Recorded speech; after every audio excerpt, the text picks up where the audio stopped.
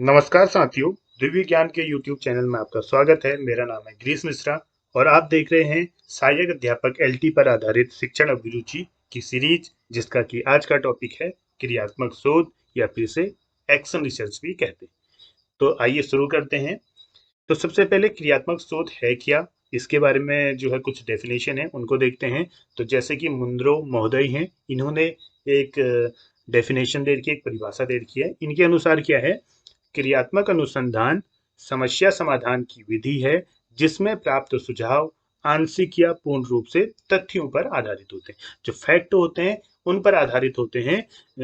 जो सुझाव हैं या फिर आंशिक सुझाव हो सकते हैं या पूर्ण रूप से सुझाव हो सकते हैं। तो ये मुंद्रो ने कहा है। तो आप इसे ऐसे भी याद कर सकते हैं कि जिस डेफिनेशन में यहाँ पर तथ्यों की बात हो रही है, सुझाव की बात हो रही है, तो वो डेफिनेशन दे रखी मुंद्रो ने। क्योंकि आपको पता है, आपने पिछले जो है शिक्षण अभिरुचि के पेपर देखे होंगे, तो उसमें डेफिनेशन परिभाषाएं पूछी गई थी। पिछले बार भी 2 परिभाषाएं पूछी गई थी। तो हूबहू परिभाषाएं तो पूरी याद होती नहीं है, लेकिन आप ऐसे करके शॉर्ट ट्रिक बना सकते हैं उसकी।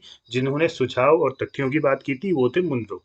तो इसी प्रकार से हम कह सकते हैं कि विद्यालय के कार्मिकों द्वारा किसी शैक्षणिक या शैक्षणिक समस्या की वैज्ञानिक ढंग से समाधान करने की प्रक्रिया क्रियात्मक शोध कहलाती है। तो इसमें सबसे इम्पोर्टेंट जो चीज है, ये जो क्रियात्मक शोध होता है, ये कोई बाहर का व्यक्ति नहीं करता है। जो विद्यालय के कार्मिक होते हैं, उन कार्मिक में टीचर्स आ सकते हैं, वहां पर काम करने वाले जो कार्य जो काम करते हैं वो कर्मिक आ सकते हैं, और जो मैनेजमेंट है उससे संबंधित लोग आ सकते हैं। तो उनके द्वारा किसी शैक्षणिक समस्या का वैज्ञानिक ढंग से समाधान करने की प्रक्रिया क्रियात्मक शोध कहलाती है। तो इसमें आपको ध्यान रखने वाली बात है कि क्रियात्मक शोध को विद्यालय के कार्मिकों द्वारा ही किया जाता है। तो इसमें बाहर से कोई व्यक्ति आके काम नहीं करता है। वो विद्यालय की तात्क्षणिक समस्याओं पर काम करने की जो बात होती है वही जो है क्रियात्मक शोध के अंतर्गत आती है, और वो विद्यालय के कार्मिकों द्वारा ही किया जाता है। तो इसमें कौन कौन सम्मिलित होंगे? छात्र भी सम्मिलित हो सकते हैं, शिक्षक सम्मिलित हो सकते हैं, प्रिंसिपल वो सम्मिलित हो सकते हैं, विद्यालय के जो वहाँ काम करने वाले जो लोग होते हैं वो हो सकते हैं, और जो मैनेजमेंट के लोग हैं वो हो सकते हैं। तो इसी तरीके से यह शोध शिक्षकों के लिए होता है तथा बालक बालिकाओं की शैक्षणिक समस्या का समाधान किया जाता है। तो ये जो शोध होता है मेनली शिक्षकों के लिए हो रहा है। क्यों? क्योंकि शिक्षक ही वो व्यक्ति होता है जो बालक बालिकाओं की समस्याओं का निदान करता है। तो आगे बढ़ते हैं। इसी प्रकार से क्रियात्मक अनुसंधान का जो प्रथम उपयोग किया था वो किया था कर्ट लेविन ने 1934 में। तो ध्यान रखना, क्रियात्मक अनुसंधान का जो प्रथम बार उपयोग किया था वो कर्ट लेविन द्वारा 1934 में किया गया था। सन तो नहीं आता, लेकिन प्रश्न आ सकता है कि क्रियात्मक अनुसंधान का प्रथम उपयोग किसके द्वारा किया गया था। तो इसका जो सही आंसर है वो है कर्ट लेविन द्वारा। इसी प्रकार से क्रियात्मक अनुसंधान को शिक्षा में क्षेत्र में लाने का श्रेय किसे जाता है? जो क्रियात्मक अनुसंधान है शिक्षा के क्षेत्र में आ जाता है, तो उसे शैक्षिक अनुसंधान के नाम से भी जाना जाता है। तो उसको लाने का श्रेय जाता है स्टीफन एम कोरे को, जो कि 1953 में क्रियात्मक अनुसंधान को शिक्षा के क्षेत्र में लाए, और उसका नाम क्रियात्मक अनुसंधान का नाम शैक्षिक अनुसंधान हो गया था। तो इस तरीके से जो क्रियात्मक अनुसंधान का जनक माना जाता है शिक्षा के क्षेत्र में, वो स्टीफन एम कोरे को माना जाता है। तो प्रथम उपयोग कर्ट लेविन ने किया था। क्रियात्मक अनुसंधान को शिक्षा के क्षेत्र में लाने का श्रेय स्टीफन एम कोरे ने को जाता है, 1953 में लाए थे। और क्रियात्मक अनुसंधान का जो जनक है वो स्टीफन एम कोरे को माना जाता है। इसी प्रकार क्रियात्मक अनुसंधान के कुछ उद्देश्य होते हैं। क्या उद्देश्य होते हैं, आइए देखते हैं। पहला उद्देश्य है स्थानीय शैक्षिक समस्या का समाधान करना। तो स्थानीय का मतलब मैंने आपको पहले ही कहा था, स्कूल से संबंधित समस्या होती है, वो बाहर की कोई समस्या नहीं होती। जो प्रॉपर स्कूल में जो समस्या है उसका समाधान करना इसका मुख्य उद्देश्य होता है। शिक्षण प्रक्रिया को उन्नत करना। तो उन्नत जो शिक्षण प्रोसेस है, लर्निंग प्रोसेस है, टीचिंग प्रोसेस है, उसको आप जो उन्नत करने का इसमें प्रयास किया जाता है। शिक्षकों की योग्यता का निर्धारण करना कि किस तरीके से शिक्षक, कौन सा योग्य शिक्षक किस विषय को कैसे पढ़ा सकता है, इसका निर्धारण किया जाता है। टीएलएम का निर्धारण करना, किस टॉपिक को किस टीएलएम से जो है अच्छे तरीके से पढ़ाया जा सकता है, उसका निर्धारण इसमें किया जाता है। विद्यालय के यांत्रिक वातावरण में परिवर्तन करना, यानी कि जो विद्यालय के यांत्रिक वातावरण से मतलब होता है कि आमतौर पर जो एक नीरस वातावरण होता है, जो उसको चेंज करके जो है उसे इंटरेस्टिंग बनाना, उसे जो उद्देश्यपूर्ण बनाना, उसे बालकों के आधारित बनाना, चाइल्ड सेंटर्ड बनाना, ये उपयोग जो है उद्देश्य क्रियात्मक अनुसंधान के हैं। और उसी प्रकार अध्यापकों में वैज्ञानिक दृष्टिकोण विकसित करना, ये क्रियात्मक अनुसंधान के उद्देश्य।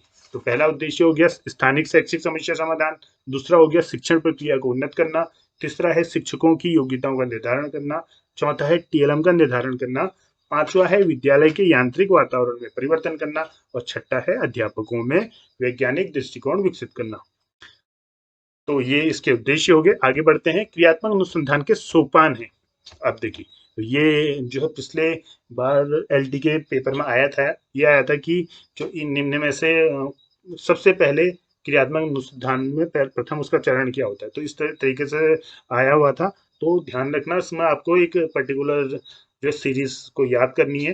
तो क्रियात्मक अनुसंधान के सोपान एंडरसन द्वारा 7 सोपान या 8 सोपान, अब इसमें कंफ्यूजन है, कहीं किसी किताब में 7 दे रखा है, किसी किताब में 8 दे रखा है। तो 7 और 8 दोनों जो है सही है।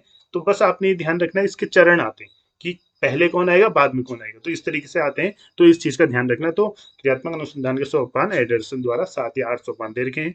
ठीक, इसी प्रकार से क्रियात्मक अनुसंधान के कितने क्षेत्र होते हैं? क्रियात्मक अनुसंधान के क्षेत्र होते हैं 5 क्षेत्र होते हैं। तो उनमें से जो शिक्षा से संबंधित क्षेत्र है उसके बारे में हमने पढ़ना है, बाकी क्षेत्र तो नहीं पढ़ना है, लेकिन टोटल क्षेत्र इसके 5 क्षेत्र होते हैं।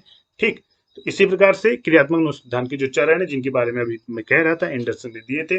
किसी बुक में 7 दे रखे, किसी में 8 दे रखे, दोनों को मैं आपको बताऊंगा, तो आप ध्यान रखना। तो सबसे पहले जो 7 चरण दिए हैं उनकी बात करते हैं। पहला चरण है समस्या का ज्ञान, दूसरा है समस्या के संबंध में विचार विमर्श करना, तीसरा चरण है कार्य की योजना व उपकल्पनाओं का निर्माण करना, तथ्यों का संकलन करने की विधियों का निर्माण करना, योजना का क्रियान्वयन करना, तथ्यों का संकलन व निष्कर्ष निकालना, पूर्व के परिणामों से तुलना करना। तो जो ये 7 स्टेप हैं, ये पर्टिकुलर किसी एक बुक में दे रखे हैं, और दूसरी बुक में जो 8 मिले हुए हैं उनको भी आपको बताता हूँ। जैसे समस्या का वहां ज्ञान था, तो यह समस्या का चयन हो गया। वहां समस्या के संबंध में विचार विमर्श करना था, तो यहाँ समस्या को परिभाषित करना है। कार्य की योजना और उपकल्पनाओं का निर्माण है, तो यहाँ है उद्देश्यों का निर्माण करना। यहाँ तथ्यों का संकलन करने की विधियों का निर्माण करना है, तो वहां परिकल्पना निर्माण है। योजना का क्रियान्वयन, डाटा कलेक्शन, तथ्यों का संकलन और निष्कर्ष क्रियान्वयन, सातवां पूर्व के परिणामों से तुलना करना, और यहाँ है विश्लेषण एवं निष्कर्ष। तो 7, ये तो आपके 7 हो गए, लगभग एक ही चीज है, कोई अलग नहीं है, 7-8 है।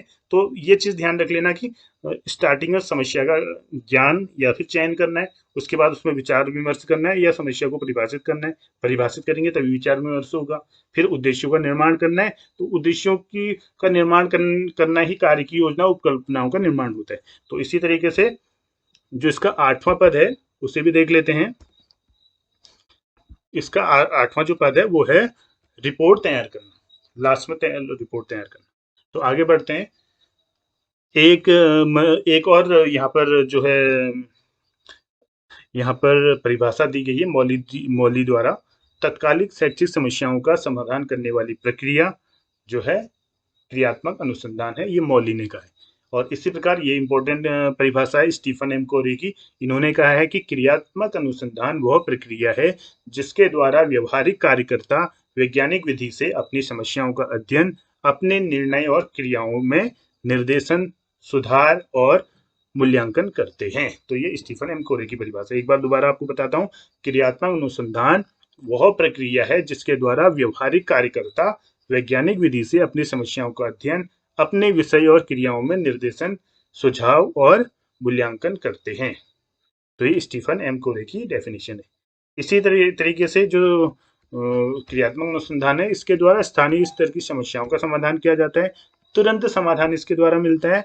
लचीलापन होता है, लचीलापन का मतलब अगर मान लो कोई समस्या है, उसका आपने कोई समाधान निकला है, मान लो उससे समाधान नहीं निकला, आप अपने मेथड को चेंज करके वही जो 7 और 8 स्टेप लिए गए हैं, सबसे पहले जो है दोबारा से उस स्टेप को आप दोबारा करेंगे, और वहां से उसमें हल्की चेंजेस लाके आप समस्या का जो है समाधान करने का कोशिश करेंगे। ऐसा नहीं होगा कि आपने एक बार कर लिया तो भाई हो गया, अगर उसका सही अगर रिजल्ट नहीं निकले तो आप उससे उसकी प्रोसेस को चेंज करोगे।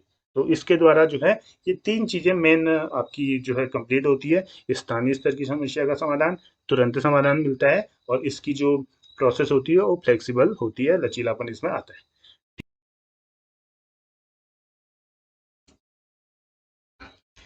अगला टॉपिक है क्रियात्मक शोध की प्रक्रिया। तो ध्यान रखना ये इंपॉर्टेंट है, ये पिछले बार आया भी था इसमें एग्जाम में आपका कि क्रियात्मक शोध की प्रक्रिया के चरण क्या क्या है। तो इसमें ध्यान रख लेना, पहला चरण है इसमें समस्या चयन, समस्या का चयन, समस्या चयन का जो कारण है, क्रियात्मक परिकल्पना, कार्यविधि, प्रदत्त विश्लेषण, निष्कर्ष। तो आपने देखना है कि सबसे पहले समस्या का चयन करना है और लास्ट में निष्कर्ष है।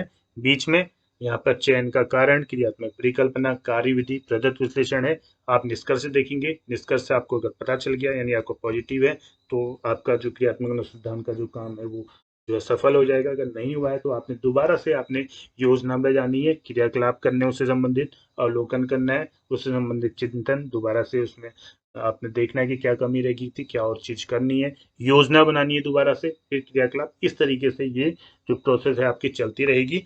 और अंत में एक परिभाषा है गुड की। तो उन्होंने कहा है कि अपने निर्णयों व कार्यों की गुणवत्ता सुधारने के लिए शिक्षकों व प्रशासकों द्वारा प्रयुक्त शोध प्रक्रियात्मक अनुसंधान कहलाता है।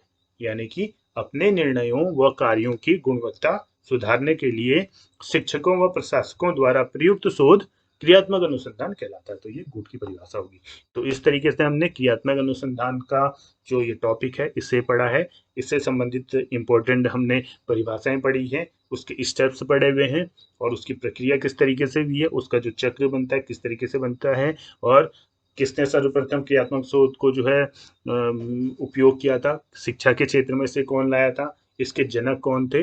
तो यहाँ से आपके क्वेश्चन बनते हैं और इससे ये जो हम डाटा लाए अलग अलग जगहों से आपको जो सेलेक्ट करके लाए हैं। आप वैसे है अपने आप में बहुत बड़ा टॉपिक क्रियात्मक शोध, उसके अंतर्गत शैक्षिक शोध आता है, एजुकेशनल रिसर्च आता है। तो हमने उतना ज़्यादा नहीं पढ़ना है, हमने उतना ही पढ़ना है जितना हमारे एग्जाम में 30 नंबर के जो मैक्सिमम क्वेश्चन है उसमें से हम मैक्सिमम क्वेश्चन अपने नंबर ला सकें।